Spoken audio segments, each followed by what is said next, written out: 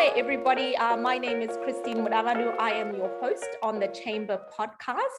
And today is Thursday. And you know that on Thursdays, we talk all things related to marketing, communication, how you can really amplify the voice of your small business. I'm really excited because our guest for the next couple of weeks is a real expert in the space of personal branding. So Petra has been building a name for herself with clients based in Australia, New Zealand, and the US. And her focus is really on how do you harness the brand for your business? How do you harness the brand for yourself as a person? You've all heard about personal branding. You've seen people like Oprah, you've seen celebrities and how they really harness and rake in millions. And you're probably wondering, well, is this relevant for me as a small business?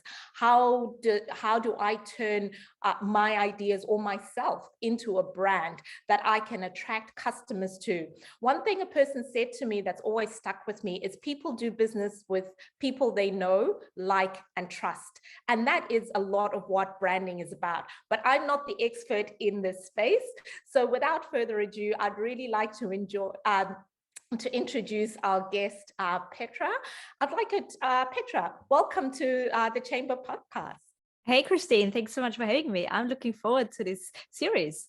Yeah, excellent. And thank you so much for taking time out of your super busy schedule to really do this series with us. I know that the small business community that's tuning in is really going to benefit. So we're really excited about the topics that we're going to delve into. Oh, I'm excited to spread the word and the love for branding, and especially today and in tomorrow's world of work and economy, it's more important than ever to not only build your business or your career, but a brand. And this is also what we're going to talk in this first episode. Excellent. So Petra, before we get into the topic that we're going to discuss, I think our audience would like to know a little bit about you. Who are you? Absolutely. So my name is Petra Zink and I'm a personal brand coach and digital strategist.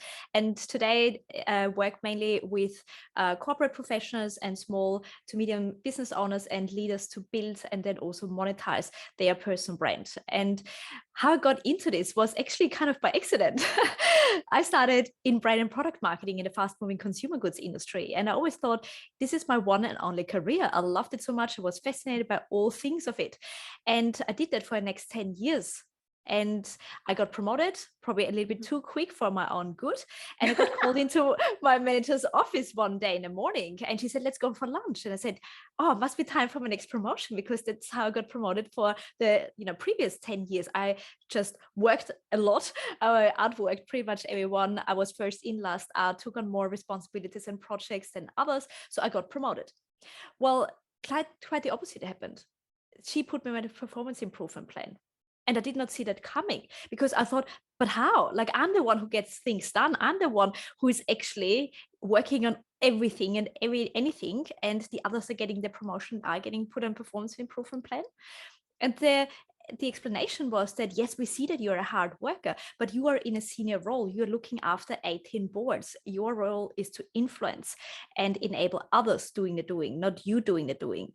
And this is when I realized that my mindset, as I said, hasn't quite caught up to that stage that I needed to perform in the senior role. And I was just promoted into it to my highest level of incompetence. And it bruised my ego a lot, so much so that I got out of the industry and got into recruitment, in more specifically digital and tech recruitment. And because I didn't know much about that space at all, I always had teams doing SEO and digital marketing campaigns for me. I had to ask a lot of questions and I got to know my candidates really well because I simply had to understand what they're doing, why they're doing what they're doing, how they got into it. And I didn't realize that this was actually my biggest asset because I could translate what my candidates' background does and brings to my clients' vacancy or to their business. And I placed over 300 candidates very easily, progressed so much quicker than I did in my first 10 years in my first career in recruitment. Ended up leading large teams and got more and more work. And I thought, I can only place so many candidates on any given time because you only have so many hours in the day to work. What if there is a method or a process or a system that helps my candidates clarify what they stand for, what their unique value is, what their competitive advantage is, so that they can communicate it online and offline and with confidence and then they can commercialize it, maybe in form of another full-time role, in form of their own practice, in form of a board role, speaking engagements, you name it. So they've got all the tools that they need to future-proof themselves. And this is when I thought, you know what, this is a business. So Impact was born, and this is what I've been doing full-time since 2017. Wow, what a journey. And I think, what I really loved about your story is how you took what potentially could be perceived as a failure. You took it as a learning, you went somewhere else, you got some skills, and then you kind of did this 360. And so it's really, really, really amazing. So today we really want to talk, Petra, about why is you hear a lot about it being talked about. Why is branding becoming so important? Like right now, like, has it always been important and we've just got more emphasis on it now? Like, why is there this buzzword around branding? I do think it has always been important. I also realized that in this day and age, in a digital first world, it's more important than ever before because it is more competitive and we are more connected. So any company, any potential prospect has a lot more choices. And how do we make decisions? We make decisions, as you said before, on people we know, like, and trust. And if we haven't heard of them, so we're not even aware, we cannot buy from them or we can't engage them. So this is where a brand comes in. It's all about clarifying what you stand for, what value you can provide and to whom, and in a way that either resonates and attracts the right people or also repels it. I didn't realize that to my detriment in my first career, because I was so busy working in my career. I didn't build a network. I didn't have an online profile or presence. I didn't have a plan B. And this feeling of not having choice, of not having control over how can I pay my bills next month? Nobody's going to hire me. I'm a failure. I never want anyone else to have this feeling of hopelessness. And this is where I've realized, also working in the recruitment industry, that so many smart professionals have exactly that same problem. We are not taught how to talk about ourselves and how we promote ourselves the right way. Everyone is so worried about coming across as too full of ourselves when we put ourselves out there. But there are strategic ways how we can actually talk about ourselves, the value that we create, and also for whom. And this is so powerful in this day and age where we buy into people who stand for something bigger than just profit. We want to be part of something bigger. And this is where a strong brand comes in. One of the things that I found when I moved over here, which was really interesting. Now I'm an African woman, as you can clearly see. I love to wear color. I love to do my hair in a big way, wear big earrings, just have a big personality. That's just who I am. I first moved to New Zealand, everybody wore black. And so to fit in, I started wearing more black. And then it was only when I realized that, I'm making myself into something that I'm not, because I was too afraid to stand out. And that's one of the things that you talked about. And I think that's one of the things people are uncomfortable with around branding. Now, you talked a lot about, there's strategic ways to do this. Now, one of the challenges that I think I've certainly come across with small businesses, and you would love to hear your experiences with your clients, is this whole tall poppy syndrome that exists in New Zealand. I found it even worse in Australia when I moved over there. But how do you, start working with your clients in terms of some of those strategies that you talked about? But you really talked about an earlier point around mindset, which is what this is, and getting them to have that mindset shift, that this is something that, we can do strategically, we can do tastefully. It's not about being boastful. It's about being strategic and really positioning yourself into that position of trust. What are some of the strategies and some of the things that you encourage your clients to do in that space, just really at the beginning when you're getting started with them? This is honestly one of the biggest challenges for every single person. And I always say new levels, new devils. So I don't think it ever goes away in a second you level up and experience and explore something new. It's just different. And also with your personal brand, your name is on the line, your reputation, the one asset that we own. And everyone, this is how we are hardwired, is afraid of rejection, that we're not part of something, that somebody says no to us. However, when you are clear about what it is that you can bring to other people, how you can create value, wouldn't you want to actually share it? And so many lack the confidence because they don't have a systemized and packaged intellectual property, how they can get the results over and over again, that it's a repeatable system, that it is predictable. And this is also where you are more intentional about, okay, what do I want to stand for? What's the results that I can achieve and for whom? And then how do we actually do it? And this is where your intellectual property comes in. This is also how you can then monetize it in one or another way. Having said that, mindset is a massive part and it never goes away. Like, I work on my own mindset every single day, because the higher I pitch myself to bigger conferences or to bigger podcasts or whatever it might be, I'm always thinking, oh, but do I have what it takes and so forth? We're all in our heads all the time. So this is why it's so good to work with someone externally and talk it through, because we are consumed by our emotions and by the fears, and then also potentially by other naysayers and the negative Nancy's in our corners who want to keep us small because it makes them feel better. And this is where we also have to audit our own environment. Is it the kind of environment where I can strive and grow and blossom? Or is it the environment that wants to keep me in the same position and safe and stay wherever I am right now? Excellent. That's really amazing. Now, Petra, just what are some of the, I guess, in the beginning? So I've got no brand. So, I'm a small business. I come to you as a client.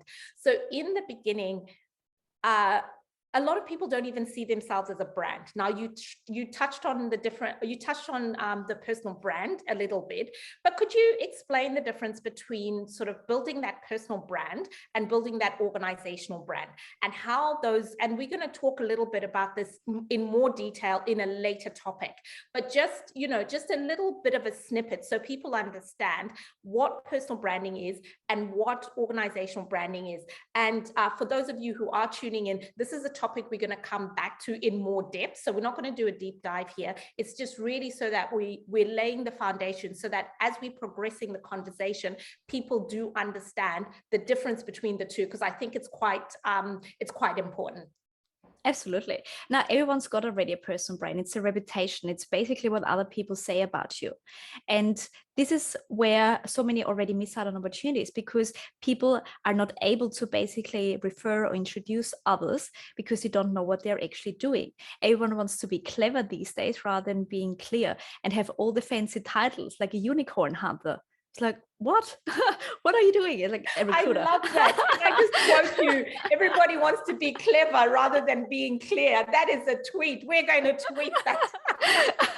And, Brené Brown, she always says, clear is kind.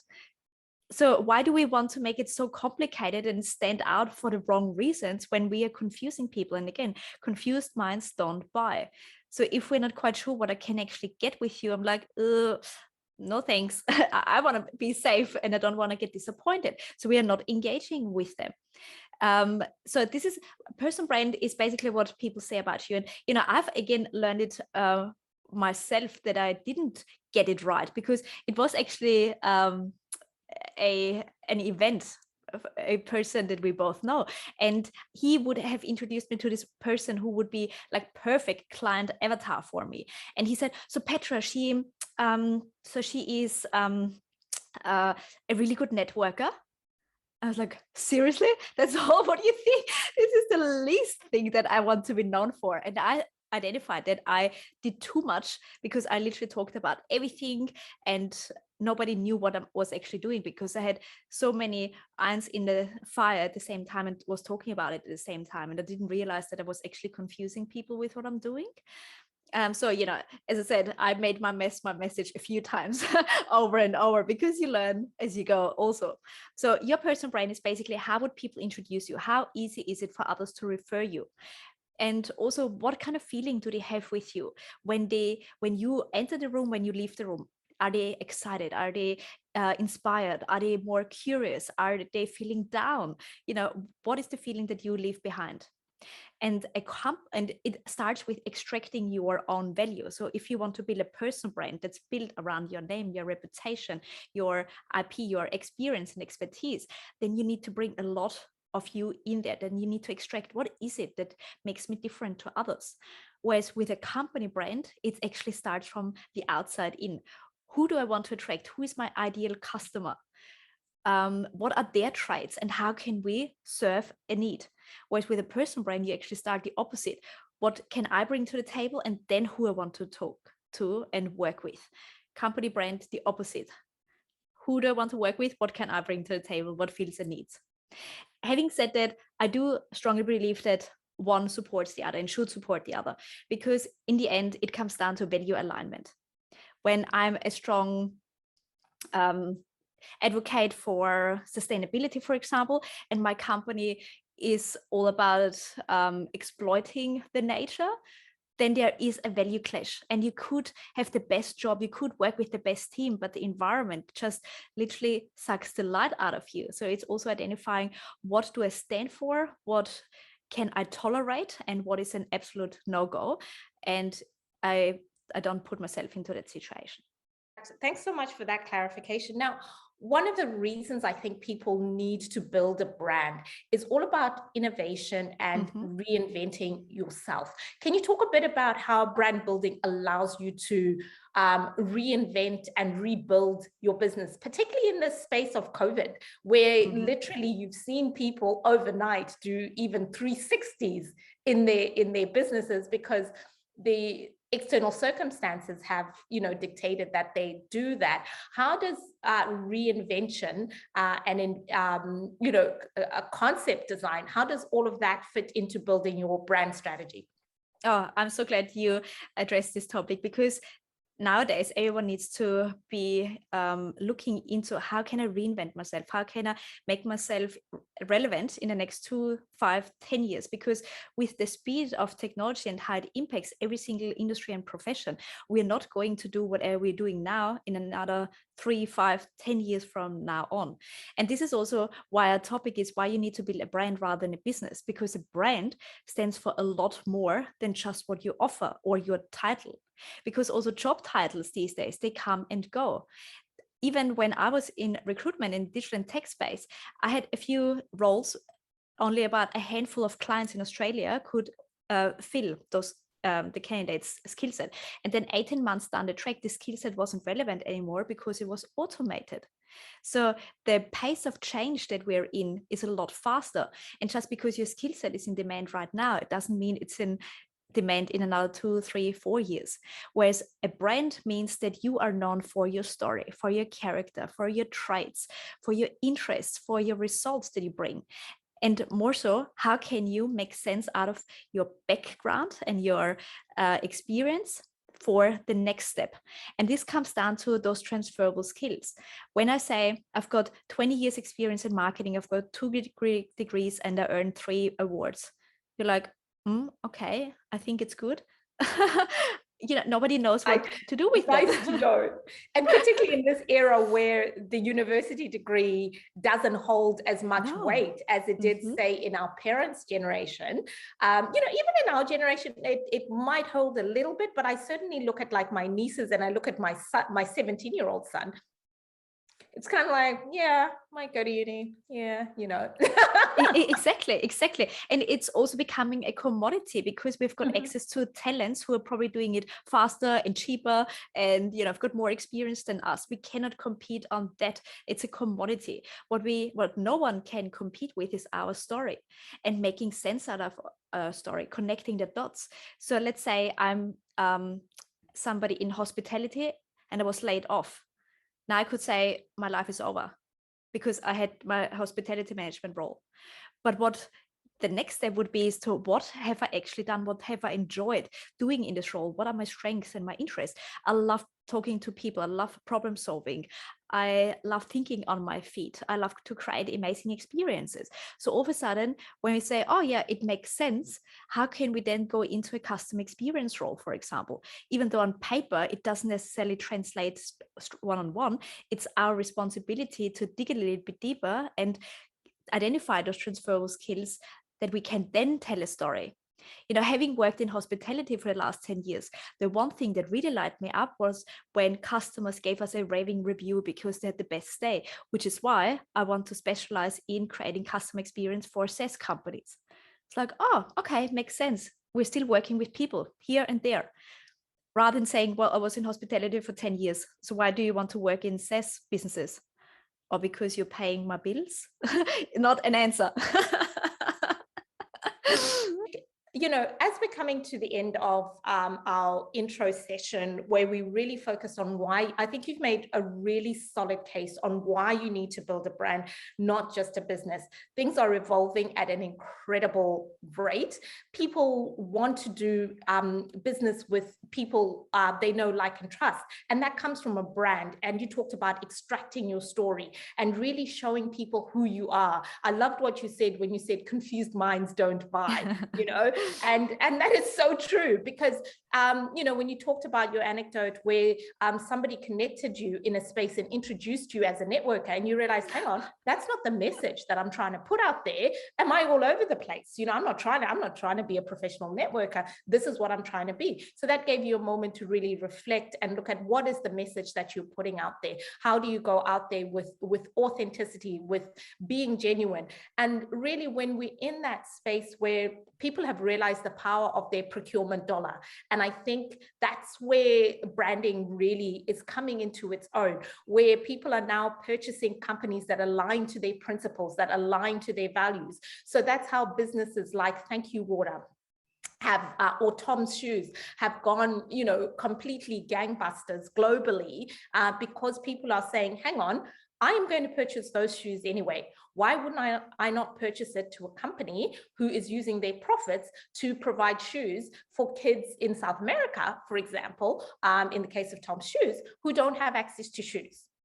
Why would I not? I was going to buy water, bottled water anyway. I was going to buy, cosmetic products. I was going to buy, that body lotion or whatever. Why would I not buy the Thank You products when I can tell where, my money's going? The whole transition to impact investing, the whole transition to impact procurement choices has really solidified a lot of the cases around branding and personal development. So just in conclusion, what are kind of like the top 3 things that you would want to say to businesses just as they're starting on this journey about why it's really, really critical for them to focus and get connected with, somebody who has your level of skills that really, really understands the critical importance of building a brand?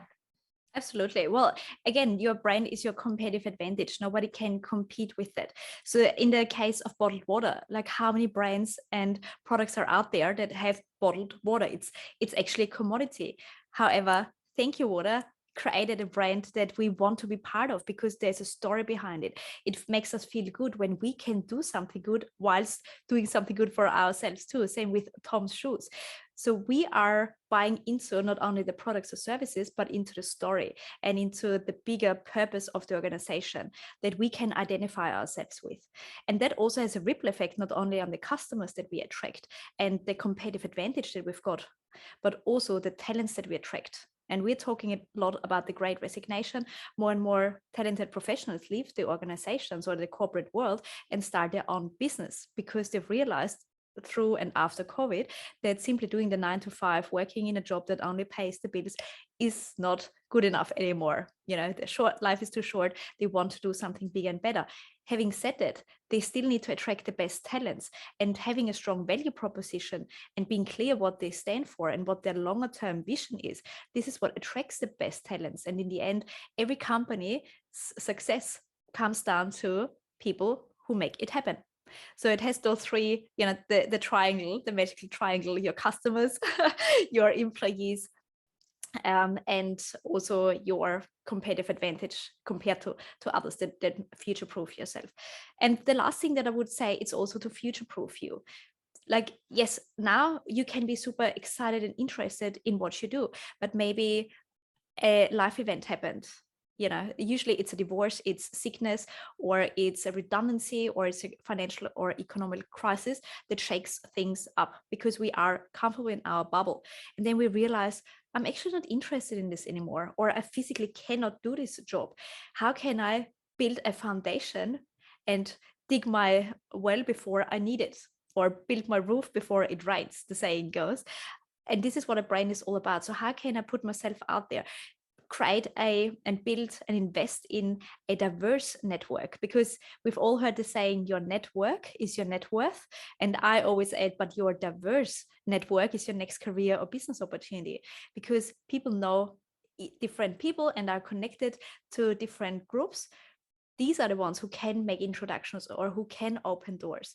So instead of leaving it to the last minute and reacting like I did when I was put on a performance improvement plan and then just quickly had to figure something out and reacting out of fear rather than of choice. This is the big difference between building a brand that has the long-term impact and just switching from one thing to the other and just hoping for the best. Thank you so much for those anecdotes, Petra. We're really looking forward to teasing out a lot of those things that you've just introduced as little sound bites. So in our next episode, we are going to talk about the difference between branding, marketing, and sales. So for the lay people out there, we think it's all the same thing, but trust me, there are very, very distinct differences. And next week, we're going to get into a conversation that does a deep dive into those different concepts, because as a business, you need to understand the differences and you need to know the different skill sets that you need to employ, when one is appropriate, when one isn't, what you're actually doing in that space. So we're going to come back next week again with Petra, and we're going to be talking about the difference between branding, marketing, and sales, and why it all matters, why it's all so important. So today, I'd really like to thank Petra for being my guest on this podcast and for this series. As usual, please leave your comments below. Please like and share our podcast with your networks. Please also leave any questions, because on Friday we open up the podcast where myself and David will take all of your questions from anything that has come up during the week. So if you have anything that you would like us to cover on Thursdays in our conversations around branding with Petra, please leave a comment below. We definitely read and get to all of our comments, and we will bring it up in this show. We will find a way to get the answers to you, because we're all about your success. So thank you so much for joining us.